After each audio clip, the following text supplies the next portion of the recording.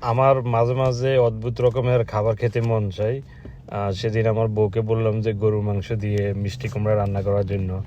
সে বললো ইসিস, গরু মাংস দিয়ে মিষ্টি কুমড়া, এটা আবার কেমনে? তুমি যে কত কিছু খাও। তো আমি তাকে বললাম যে দেখো, আমি যখন ব্যাচেলর ছিলাম, আমি একসময় গরুর মাংস দিয়েই মিষ্টি কুমড়া রান্না খেয়েছি, ওই যে চট্টগ্রামে, আমার খুব ভালো লেগেছে। এই তো সে আবার বললো যে আমার কাজিনের ওয়াইফ টুম্পা, সে নাকি গরু মাংস দিয়ে মিষ্টি কুমড়া রান্না করছে, তাদের বাড়ি মুন্সিগঞ্জ। হ্যাঁ, আমাদের দেখা গেল যে আমরা নোয়াখালী যারা, আমরা রান্নাকে একভাবে করি, উত্তরবঙ্গে যারা তারা অন্যভাবে করে, চট্টগ্রামে যারা তারা আরেকভাবে, সিলেটে যারা তারা আরেকভাবে। আসলে সবার রান্নাটাই হলো যে বেস্ট। তো মিষ্টি কুমড়ার কথা কেন বললাম, আমি আমার মাহিন এগ্রোতে যখন যাই, তার পাশে কিন্তু একটা মানে ফার্ম আছে, ওখানে ওরা মানে সবজি টবজি এগুলো রিসেল করে।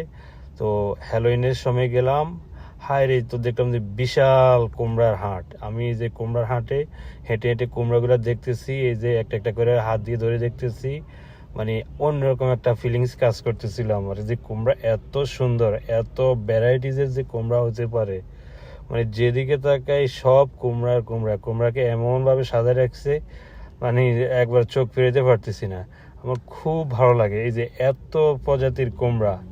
তো এই কুমড়াটা আসলে আমারও খুব প্রিয় খাবার। যে আমি সবজি যখন এই কুমড়া রান্না করা হয় আমাদের বাসায়, আমি কুমড়া প্রচুর ভাত খেতে পারি ওই দিন। তো এই আপনারা এই ভিডিওতে যে কুমড়াগুলো দেখতেছেন, এগুলো কিন্তু খাওয়া যায় না। এগুলো হলো যে আপনার ঘর সাজানোর জন্য, এগুলো একবারে একান্ত মানে একেবারে শোপিস হিসেবে ব্যবহার করা হয়। তো আমেরিকানদের যে কুমড়াটা ওদের আসলে খুবই প্রিয়।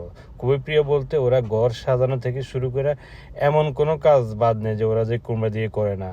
এই যে দেখেন, কুমড়া দিয়ে কিন্তু এরা কুমড়া দিয়ে পাই বানা, কুমড়া দিয়ে ডোনাট বানা, তারপরে কুমড়ার অনেক রকমের এদের খাবার তৈরি করে। ঠিক আছে, আর আমরা তো শুধু একভাবে রান্না করি খাই, যে এরা অনেকভাবে কুমড়াকে ইউজ করে। তো সেদিন ঘুরতে ঘুরতে লাস্টে মানে আমরা কুমড়া কিনি নাই, কিন্তু পরে যাওয়ার সময় ওরা আবার ওই যে চিকেন বিক্রি করে, লাইভ চিকেন। সেখান থেকে কয়েকটা চিকেন কিনে নিয়ে গেলাম। ওই যে এমপ্লয়ি আমাকে হেল্প করছে। এই যে দেখেন, তো এটাই আর এই যে মাঝে মাঝে ঘুরে মানে বিচিত্র অভিজ্ঞতা নিয়ে খুবই ভালো লাগে। ভিডিওটি ভালো লাগলে শেয়ার করবেন কাইন্ডলি। আমি আবারও বলি যে আমার মাহিন এগ্রো এর পাশে এই মানে এই ফার্মটা। Thank you.